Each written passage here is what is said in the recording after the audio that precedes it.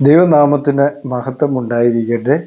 ഓരോ കാലങ്ങളിൽ തൃത്വവുമായി ഓരോരുത്തർ വന്നുകൊണ്ടിരിക്കുകയാണ്. തൃത്വത്തിൽ 3 ദൈവങ്ങളുണ്ട് എന്ന് ഞങ്ങൾ പല പ്രാവശ്യം അതിനെക്കുറിച്ച് പല വീഡിയോകളായി ഞങ്ങൾ എല്ലാവരെയും ബോധവൽക്കരിക്കുകയും എല്ലാവരിലേക്കും എത്തിക്കുവാൻ ശ്രമിക്കുകയും ചെയ്തിട്ടും പിന്നെയും ഒരുപാട് പേര് വീണ്ടും തൃത്വം പഠിപ്പിക്കുവാനെന്നും പറഞ്ഞുകൊണ്ട് വീണ്ടും മുന്നോട്ട് വരികയാണ്. എന്തുകൊണ്ടാണ് വീണ്ടും ഇവർക്ക് ഈ തെറ്റുകൾ സംഭവിക്കുന്നതെന്ന് ചിന്തിക്കുമ്പോൾ ഒരു പുതിയ സുവിശേഷകൻ ബിജു ഡൊമിനിക് എന്ന് പറയുന്ന ഒരു വ്യക്തി പുതിയതായി തൃത്വം കൊണ്ടുവന്നിട്ടുണ്ട്. അദ്ദേഹത്തിൻ്റെ തൃത്വത്തിലൂടെയാണ് ഇന്ന് നമ്മൾ കടന്നു പോകാനായിട്ട് പോകുന്നത്. തൃത്വമാണോ, ഏകദൈവ വിശ്വാസമാണോ ശരി എന്നുള്ള കാര്യത്തെക്കുറിച്ചാണ് നമ്മൾ ഇന്ന് പ്രധാനമായും ചിന്തിക്കുവാനായിട്ട് പോകുന്നത്. ഇപ്പം ബിജു ഡൊമിനിക് എന്ന് പറയുന്ന ആ വ്യക്തിത്വം പറഞ്ഞ ആ ഒരു വീഡിയോ കണ്ടിട്ട് നമുക്ക് മടങ്ങി വരാം. പിന്നെ എന്താണ് ക്രൈസ്തവർ ഈ ഉപദേശം വിശ്വസിക്കുന്നത്? അതെ, ബൈബിളിൽ ട്രിനിറ്റി എന്ന വാക്ക് നേരിട്ട് പറയുന്നില്ല എന്നത് ഒരു വസ്തുതയാണ്. എന്നാൽ തൃത്വം എന്ന വാക്കില്ലെങ്കിലും ആ വാക്ക് പ്രതിനിധീകരിക്കുന്ന ആഴമേറിയ സത്യം ബൈബിളിന്റെ ആദ്യ പുസ്തകമായ ഉൽപ്പത്തി മുതൽ അവസാന പുസ്തകമായ വെളിപ്പാട് വരെ നിറഞ്ഞു നിൽക്കുകയാണ്. ഉദാഹരണത്തിന്, ഗ്രാൻഡ് മദർ എന്ന വാക്ക് ബൈബിളിൽ ഇല്ല എന്ന് കരുതി മുത്തശ്ശിമാർ ഇല്ല എന്ന് നമുക്ക് പറയാൻ കഴിയില്ല. വീഡിയോ ശ്രദ്ധിച്ചുവല്ലോ. അദ്ദേഹം പറയുന്ന ആദ്യം തന്നെ അദ്ദേഹം പറയുകയാണ് തൃത്വം എന്നൊരു വാക്ക് ബൈബിളിൽ ഇല്ല എന്ന് അദ്ദേഹം പറയുന്നുണ്ട്. പക്ഷേ എന്നാലും തൃത്വം ഉണ്ടെന്നാണ് അദ്ദേഹം പറയുന്നത്. ഇല്ലാത്ത കാര്യം അപ്പോൾ തന്നെ അദ്ദേഹം ഉണ്ടാക്കി പറയുകയാണെന്ന് മനസ്സിലായി. ഇല്ലാത്ത ഒരു കാര്യം പറഞ്ഞു, തൃത്വം എന്ന വാക്കുണ്ടെന്ന്. അപ്പം ബൈബിളിൽ അതിന് അദ്ദേഹം കണ്ടുപിടിച്ച ഒരു കാര്യമാണ് ഗ്രാൻഡ് മദർ എന്നൊരു വാക്ക് ബൈബിളിൽ ഇല്ല, അതുകൊണ്ട് അത് ഇല്ലാതിരിക്കുമോ എന്നുള്ളതാണ് അദ്ദേഹത്തിന്റെ അടുത്ത ചോദ്യം, അദ്ദേഹത്തിന്റെ ആ പറച്ചിലെന്ന് പറയുന്നത്. അപ്പോ ഗ്രാൻഡ് മദർ എന്ന വാക്ക് ഇല്ല. അപ്പോ അങ്ങനെ എത്രയോ വാക്കുകൾ ബൈബിളിൽ ഇല്ല. അപ്പോ ആ ബൈബിളിൽ ഇല്ലാത്ത വാക്കുകൾ നമുക്ക് എന്താ പറയുക, അതിലോട്ട് ആഡ് ചെയ്യണമെന്ന് ദൈവം പറഞ്ഞിട്ടുണ്ടോ? അപ്പൊ ഇല്ലാത്ത വാക്കുകൾ ആഡ് ചെയ്യേണ്ട കാര്യങ്ങളില്ല. ഇതിൽ നിന്ന് നമ്മൾ വെളിപ്പാട് പുസ്തകത്തിൽ നമ്മൾ വായിക്കുന്നുണ്ട്, ഇതിലേക്ക് ഒന്നിനെ ആഡ് ചെയ്യാൻ പാടില്ലെന്ന് തന്നെയാണ് ദൈവവചനം പഠിപ്പിക്കുന്നത്, അല്ലേ? ഇതിലോട്ടൊന്നും കൂട്ടുകയോ ഒന്നും കുറയ്ക്കാനോ പാടില്ല എന്ന് വെളിപ്പാട് പുസ്തകം വളരെ വ്യക്തമായിട്ട് പറഞ്ഞിട്ടും അദ്ദേഹം ഇപ്പൊ പറഞ്ഞതിൽ നിന്നുള്ള പൊരുൾ എന്താണ്? അദ്ദേഹം പറഞ്ഞ പൊരുൾ എന്താണ്? ഇല്ലാത്ത വാക്ക് ഞങ്ങൾ കൂട്ടിച്ചേർക്കും എന്നുള്ള ഒരു ധ്വനിയല്ലേ അദ്ദേഹം ആ വാക്കുകളിൽ അദ്ദേഹം പറഞ്ഞത്. അപ്പോൾ അദ്ദേഹം പറയുന്നത് തൃത്വം എന്നൊരു വാക്കില്ല, ഗ്രാൻഡ് മദർ എന്ന വാക്കില്ലെങ്കിലും ഞാനത് ഗ്രാൻഡ് മദർ എന്ന വാക്ക് ഞാൻ കേറ്റും എന്നുള്ളതാണ് അദ്ദേഹം പറയുന്നത്. അപ്പൊ അതായത് ദൈവവചനത്തിൽ ഇല്ലാത്ത ഒരു കാര്യം എന്ത് ചെയ്യാൻ പാടില്ല, അത് ചേർക്കാൻ പറ്റത്തില്ല. അപ്പം നമ്മൾ എന്ത് ചെയ്തതാണ്, ഇത് പുറത്തുനിന്ന് ചേർത്തതാണ്. അപ്പം ഇത് ദൈവവചനത്തിലില്ല, പക്ഷെ ഇത് പുറത്തുനിന്ന് ചേർത്തതാണ് എന്ന സത്യമാണ് അദ്ദേഹം പറയുന്നത്. നമുക്ക് അടുത്ത ഭാഗം കൂടി ശ്രദ്ധിക്കാം. തൃത്വം എന്ന ചിന്ത ഇത്രമാത്രം പ്രാധാന്യമുള്ളതാകുന്നത് എന്നാണ്. ദൈവം ഏകനാണ് എന്ന് ബൈബിൾ തറപ്പിച്ച് പറയുമ്പോൾ തന്നെ 3 വ്യക്തിത്വങ്ങളെ ഒരേ ദൈവിക പദവിയിൽ ബൈബിൾ അവതരിപ്പിക്കുന്നു. ഇതൊരു വൈരുദ്ധ്യമാണ്, മറിച്ച് ദൈവത്തിന്റെ സ്നേഹത്തിന്റെ പൂർണ്ണതയാണ്. ഈ വീഡിയോയിൽ നമ്മൾ പൂർണ്ണമായും 3 കാര്യങ്ങളാണ് പരിശോധിക്കാൻ പോകുന്നത്. പഴയ നിയമത്തിൽ ഒളിഞ്ഞിരിക്കുന്ന തൃത്വത്തിന്റെ നിഴലുകൾ പുതിയ നിയമത്തിൽ യേശു ക്രിസ്തുവിലൂടെയും പരിശുദ്ധാത്മാവിലൂടെയും ഇതെങ്ങനെ വ്യക്തമായി വെളിപ്പെട്ടു. കൂടാതെ നമ്മുടെ യുക്തിക്ക് മനസ്സിലാക്കാൻ സാധിക്കുന്ന ലളിതമായ ചില പ്രകൃതിദത്ത ഉദാഹരണങ്ങൾ. നിങ്ങളുടെ ബൈബിളും ഒരു ഡയറിയും പേനയും എടുത്ത് ഈ പഠനത്തിനായി ഒരുങ്ങുക. നമുക്ക് ഓരോരോ പോയിന്റുകളായി ബൈബിളിന്റെ വെളിച്ചത്തിൽ ഇത് പരിശോധിക്കാം. ബിജു ഡൊമിനിക് സാറ് പറഞ്ഞത് എല്ലാവരും കേട്ട് കാണുമല്ലോ. ഡൊമിനിക് സാറ് പറഞ്ഞത് നമ്മൾ ശ്രദ്ധിക്കുമ്പോൾ തൃത്വം എന്നൊരു പദം ബൈബിളിൽ ഇല്ല എങ്കിലും എന്താണ്, അത് ദൈവത്തിന്റെ സ്നേഹമാണ് കാണിക്കുന്നത് എന്നുള്ളതാണ്. അതിനുവേണ്ടി നിങ്ങൾ എന്ത് ചെയ്യണം, പുസ്തകവും ഒക്കെ എടുത്ത് അദ്ദേഹത്തിന്റെ ക്ലാസ് കേൾക്കണം. കാരണം ഇല്ലാത്ത ഒരു കാര്യം അദ്ദേഹം സൃഷ്ടിക്കാൻ പോവാണ്. അപ്പൊ അത് പേപ്പറും പേനയും ഒക്കെ എഴുതി, അപ്പൊ അദ്ദേഹത്തിന്റെ ആശയങ്ങളായിരിക്കും. അപ്പൊ അദ്ദേഹം അത് ആ ആശയങ്ങൾ ബൈബിളിൽ ഇല്ലാത്ത ആശയം ആദ്യം തന്നെ പറഞ്ഞു, ബൈബിളിൽ ഇല്ല എന്ന് അദ്ദേഹം ആദ്യം തന്നെ പറഞ്ഞു. പിന്നെ അദ്ദേഹം ആ ആശയങ്ങൾ അദ്ദേഹത്തിന്റെ ആശയങ്ങളാണ് അദ്ദേഹം ഇനി പറയുന്നത്. അതുപോലെ തന്നെ അദ്ദേഹം പറയുന്നു പിതാവും പുത്രനും പരിശുദ്ധാത്മാവും എന്നുണ്ട് ബൈബിളിൽ ക്രമീകരിക്കപ്പെട്ടിട്ടുണ്ട്. ശരിയായിരിക്കാം, പിതാവും പുത്രനും പരിശുദ്ധാത്മാവും ബൈബിളിലുണ്ട്. അപ്പൊ ഇല്ലാത്ത കാര്യം അദ്ദേഹം ഇനി കൂട്ടിച്ചേർക്കാൻ പോവാണ്. അതിനുവേണ്ടിയാണ് നിങ്ങൾ ഇനി ബുക്കും പേനായും ഒക്കെ എടുത്ത് കാത്തിരിക്കണം. കാരണം ദൈവം ഏകനാണ്, ദൈവം ഒരുത്തനേ ഉള്ളൂ എന്ന് പറഞ്ഞിട്ട് ഇനി അദ്ദേഹം ആ ഒരുത്തനെ ഇനി മൂന്നിലേക്ക് മാറ്റാനുള്ള പരിപാടികൾ ചെയ്യാൻ പോവാണ്. അപ്പം അതെങ്ങനെയാണ് പുള്ളി ഒന്ന് ആക്കുന്നത് എന്നുള്ള കാര്യത്തെക്കുറിച്ച് നമുക്കൊന്നുകൂടി ഒന്ന് ആ വീഡിയോ ഒന്നുകൂടി ഒന്ന് നോക്കാം. ആ വീഡിയോ അടുത്ത ഭാഗം നമുക്കൊന്ന് നോക്കാം. അദ്ദേഹം ഇല്ലാത്ത ഒരു കാര്യത്തെ ഇനി നമ്മൾ സൃഷ്ടിക്കാൻ പോകുന്ന, ആദ്യം തന്നെ അദ്ദേഹം പറഞ്ഞു ഇല്ലാത്ത ഒരു കാര്യമാണ് തൃത്വം ഇല്ല എന്ന് പറഞ്ഞു. ഇല്ല എന്ന് പറഞ്ഞേച്ച് പറയുകയാണ് അതുണ്ട് സ്നേഹം, ദൈവസ്നേഹമാണ്, അതിനകത്ത് യാതൊരു സംശയവുമില്ല, ദൈവസ്നേഹമാണ്. അപ്പൊ പിതാവും പുത്രനും പരിശുദ്ധ മൂന്ന് പേരൂടെ കൂടിയാലേ സ്നേഹം ഉണ്ടാകത്തുള്ളൂ. അതാണോ അദ്ദേഹം ഉദ്ദേശിക്കുന്ന സ്നേഹം? മൂന്ന് പേരുണ്ടെങ്കിലേ ആ സ്നേഹം ഉണ്ടാകത്തുള്ളൂ. ദൈവം ഏകനാണെന്നും ഒരുവനാണെന്നും ഒരുത്തനാണെന്ന് പറഞ്ഞിട്ട് ഇപ്പോൾ അദ്ദേഹം പറയുന്ന ഇപ്പൊ കൂട്ടിച്ചേർത്ത കാര്യമാണ്. അദ്ദേഹം കൂട്ടിച്ചേർത്ത ഒരുത്തനേ ഉള്ളൂ ഒരുവനേ ഉള്ളൂ എന്ന് ദൈവവചനം പഠിപ്പിക്കുമ്പോൾ അദ്ദേഹം പറയുകയാണ് മൂവരുണ്ട് എന്നുള്ള രീതിയിലാണ് അദ്ദേഹം ഇനി സംസാരിക്കാൻ പോകുന്നത്. ഇനി എല്ലാവരും ബുക്കും പേനയും ഒക്കെ എടുത്ത് ഇനി അദ്ദേഹത്തിന്റെ ഇത് കേൾക്കാം. ഞാനത് ബുക്കും പേനായിട്ടുള്ള അടുത്ത പോയിന്റുകൾ എന്തൊക്കെയാണെന്ന് അടുത്ത വീഡിയോ നിങ്ങൾക്ക് കാണാം. എന്നെ അദ്ദേഹം പറയുന്ന ആ ഒരു കാര്യമൊന്നും. അല്ലെങ്കിൽ ഓൾഡ് ടെസ്റ്റ്മെന്റ് അടിസ്ഥാനമാക്കി തൃത്വത്തെ എങ്ങനെ മനസ്സിലാക്കാം? പഴയ നിയമത്തിന്റെ ഏറ്റവും വലിയ പ്രത്യേകത അത് കഠിനമായ ഏകദൈവ വിശ്വാസം പഠിപ്പിക്കുന്നു എന്നതാണ്. ഇസ്രായേൽ ജനത്തിന്റെ ഏറ്റവും പ്രധാനപ്പെട്ട പ്രമാണം എന്താണെന്നറിയാം? ആവർത്തന പുസ്തകം 6-ാം അധ്യായം 4-ാം വാക്യത്തിൽ പറയുന്ന വാക്യമാണ്. യഹൂദന്മാർ ഇതിനെ ക്ഷമ എന്നാണ് വിളിക്കുന്നത്. ഇസ്രായേലെ കേൾക്കാം, യഹോവ നമ്മുടെ ദൈവമാകുന്നു, യഹോവ ഏകൻ തന്നെ. അപ്പോൾ ബൈബിൾ വളരെ വ്യക്തമായി പറയുന്നു ദൈവം ഒന്നേ ഉള്ളൂ എന്ന്. എന്നാൽ എബ്രായ ഭാഷയിലുള്ള യഥാർത്ഥ ബൈബിൾ പരിശോധിച്ചാൽ ഇവിടെ വളരെ രസകരമായ ഒരു രഹസ്യം കാണാം.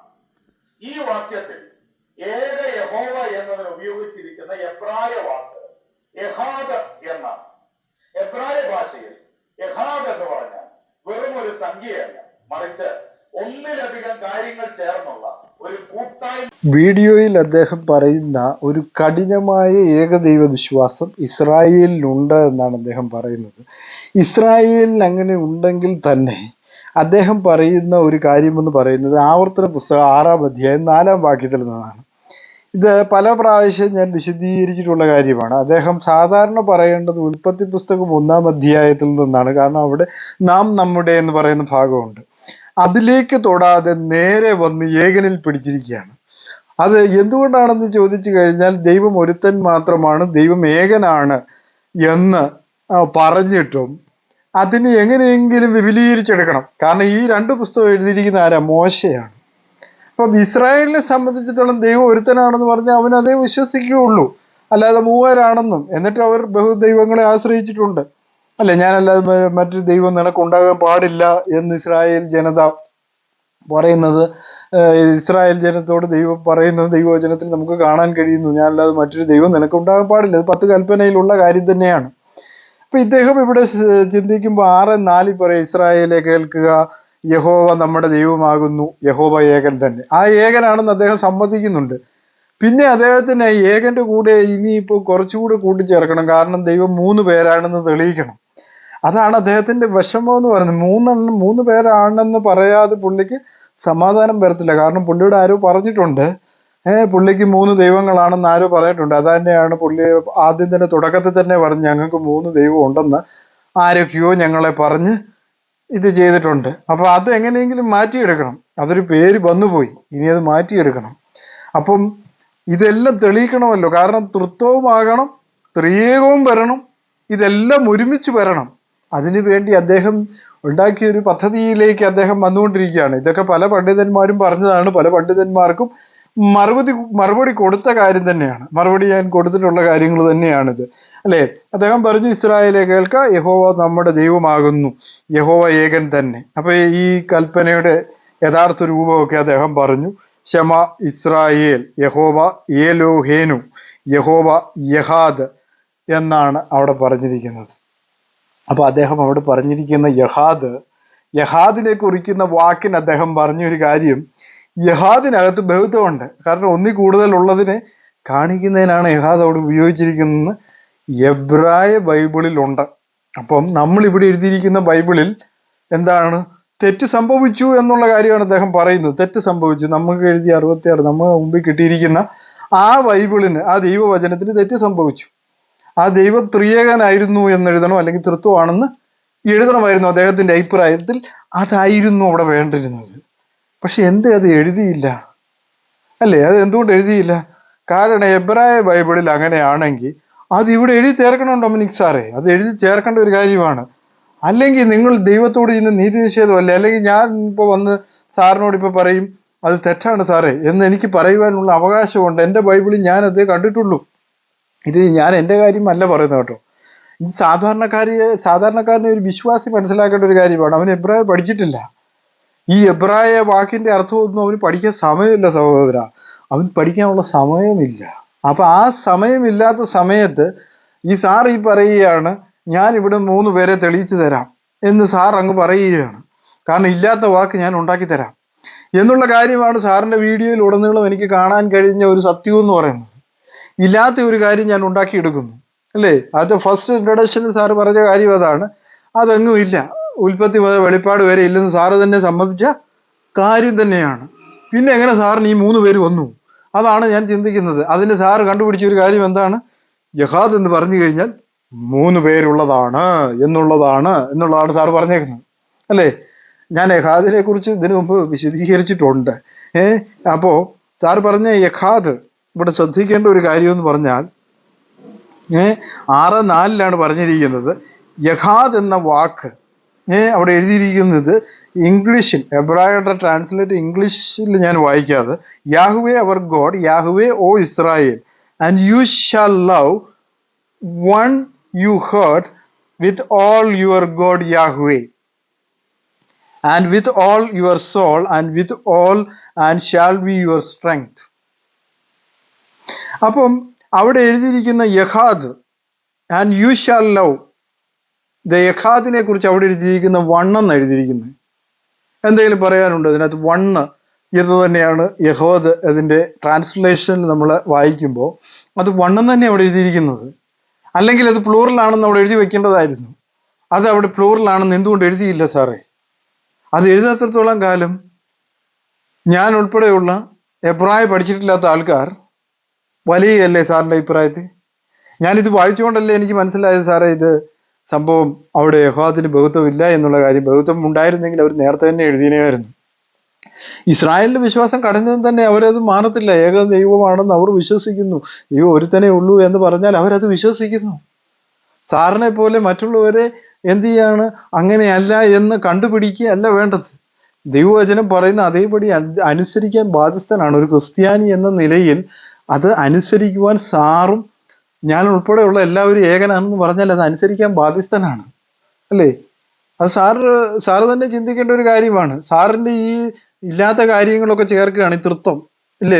വെളിപ്പാട് മുതൽ ഇല്ലെന്ന് പറഞ്ഞു, പക്ഷെ എന്നിട്ട് അതിന്റെ നിഴലുണ്ടെന്ന് സാറങ്ങ് തെളിയിക്കുകയാണ്. ഇല്ലാത്ത കാര്യം എങ്ങനെയാണ്?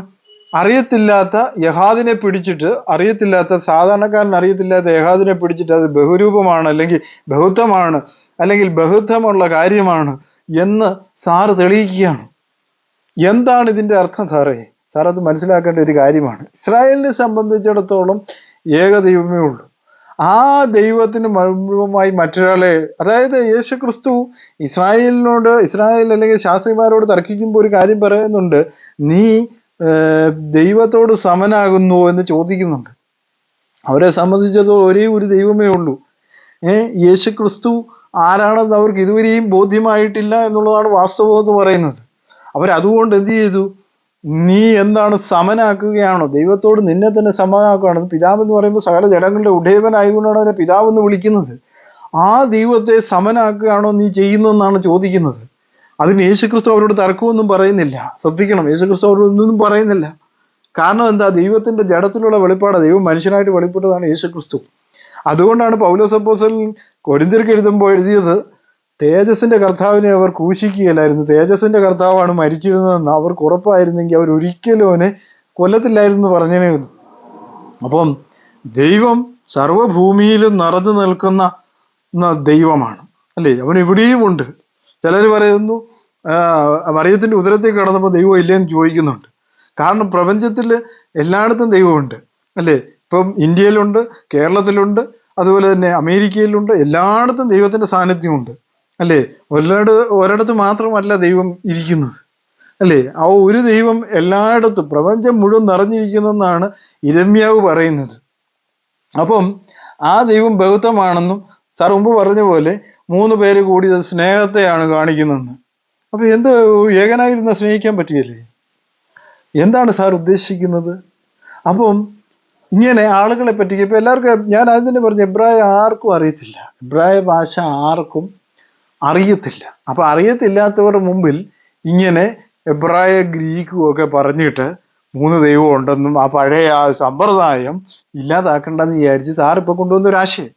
അപ്പൊ ആ ആശയം അല്ലേ ഇത്? ദൈവം ഒരുത്തനെന്ന് സാറിന് വിശ്വസിച്ചാൽ എന്താ കുഴപ്പം? എന്താ സാറിന് 3 പേരാണെന്ന് വിശ്വസിച്ചേ പറ്റത്തുള്ളൂ. അത് സാറിന്റെ കുഴപ്പമല്ല. സാറിന് പഠിച്ചു വന്നത് അങ്ങനെയാ. സാർ ബൈബിൾ കോളേജിലോ അല്ലെങ്കിൽ സാറിന് എവിടെയെങ്കിലും പോയി പഠിച്ചതായിരിക്കും ഇത്, പഠിച്ചതേ പാടൂ എന്ന് പറയുന്നത് പോലെ സാറിത് പറഞ്ഞതേ ഉള്ളൂ. അതിനകത്ത് എനിക്കൊന്നും പറയാനില്ല. പക്ഷേ ദൈവവചനത്തിന് ഒന്നും കൂട്ടുകയോ ഒന്നും കുറയ്ക്കുകയോ ചെയ്യാൻ പാടില്ല എന്ന് വളരെ വ്യക്തമായിട്ട് പറയുന്നുണ്ട്. അതുകൊണ്ട് ഒന്നെന്ന് പറയുന്നിടത്ത് ഒന്നെന്നേ പറയാവുള്ളൂ, 3 പറയരുത്. അപ്പം യഖാദ് എന്ന വാക്ക് 3 കുറിക്കുന്നതല്ല എന്നുള്ള കാര്യം ഇവിടെ ബോധ്യമാവുന്നു. സാർ എടുക്കേണ്ടിയിരുന്നത് നാം നമ്മുടെ സാദൃശ്യത്തിൽ എന്നുള്ള വാക്യമായിരുന്നു ആദ്യം തുടക്കത്തിലേ എടുക്കേണ്ടിയിരുന്നത്. അതാകുമ്പോൾ എനിക്ക് കുറച്ചുകൂടെ സംസാരിക്കാനൊരു ഇതുണ്ടായിരുന്നു. പക്ഷേ അതിനകത്ത് അതില്ല എന്നുള്ള കാര്യം എനിക്ക് മനസ്സിലായി. സാറപ്പം യഹാദിനെ ബഹുത്വമാക്കി. ഇതിപ്പോ ആരൊക്കെയോ പറഞ്ഞു, ഇപ്പൊ ഞങ്ങൾ പറഞ്ഞത് തന്നെ ആയിരിക്കാം. ഞാൻ ഇതിന് വീഡിയോ ചെയ്തിട്ടുണ്ട്, അതുകൊണ്ടായിരിക്കും 6:4 തന്നെ സാർ കയറി പിടിച്ചത്. അപ്പോൾ ഓക്കെ, അപ്പം ഞാൻ ഈ വീഡിയോ ഇവിടെ നിർത്തുവാൻ ആഗ്രഹിക്കുകയാണ്. ഇതിന്റെ 2ാം ഭാഗം ഇനി വരും ദിവസങ്ങളിൽ നിങ്ങളുടെ മുമ്പിൽ എത്തുന്നതായിരിക്കും. ഈ വീഡിയോകൾ നിങ്ങൾക്ക് ഇഷ്ടപ്പെടുന്നെങ്കിൽ ഇത് ലൈക്ക് ചെയ്യുക, സബ്സ്ക്രൈബ് ചെയ്യുക. God bless you.